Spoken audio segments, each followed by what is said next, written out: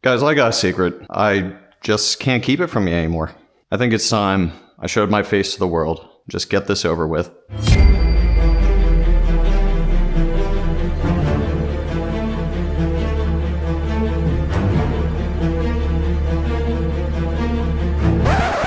There, you happy? Alright, let's go do some car shit.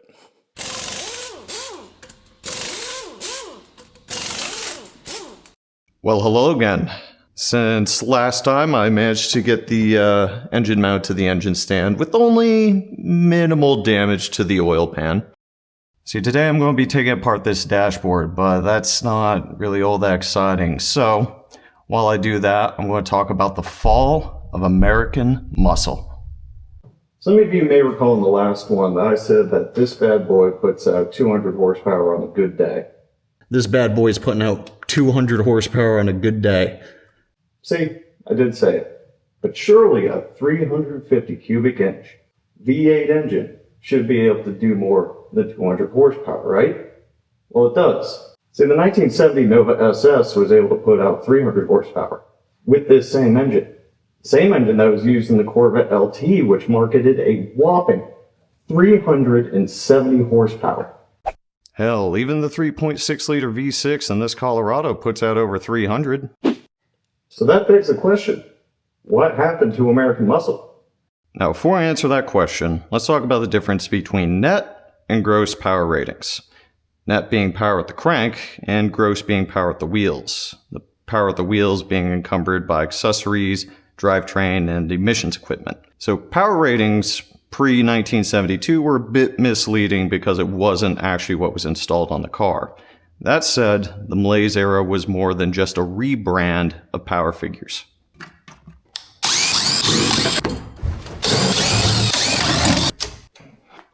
You see, the downfall of American muscle came down to a confluence of pressures, mainly emissions, fuel economy, and safety.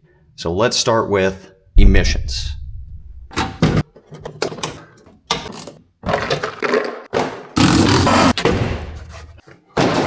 See, in 1970, the Clean Air Act pushed automakers to reduce tailpipe emissions, and fast. The problem was the technology to do this and not lose a bunch of power didn't exist yet. Engineers fighting both time and the accounting department had to basically pull a solution out of their ass. So what did they do?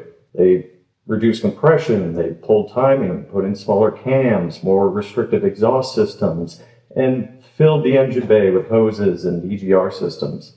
I mean, did you see what engine bays look like before and after? God, it's like throwing a can of beans on the Mona Lisa. And if emission regulations weren't bad enough, in 1973, we have the fuel crisis. In the mid-1970s, gas became a premium commodity. Big V8s weren't selling all that well, and the ones that were, they were hit by CAFE. No, not back CAFE, I mean corporate average fuel economy. See, the Fed required that auto manufacturers start improving fuel economy across their model line. So aside from smaller, less powerful cars being made to offset the average, the V8s that remained got hit with really aggressive detunes and taller gears. But American muscle was more than just what was in the power bar. Whatever happened to that muscle car aesthetic? Well, for that, you can thank the NHTSA and safety regulations.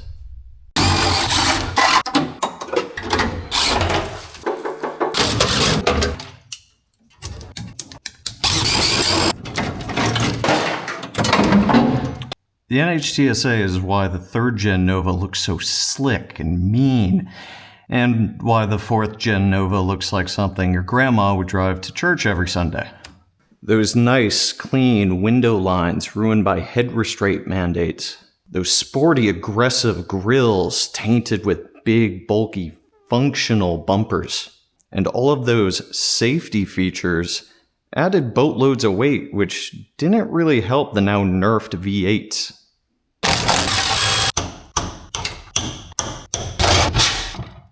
It is often asked, why can't they make cars look like the way they used to? And the fact of it is, they can't. That style, that image of American muscle was the result of aesthetic design unencumbered by rules and safety regulations. And while modern muscle may try to emulate the classics, the Camaros, the Challengers, they never quite invoke the same awe and emotion of the cars that they pretend to be.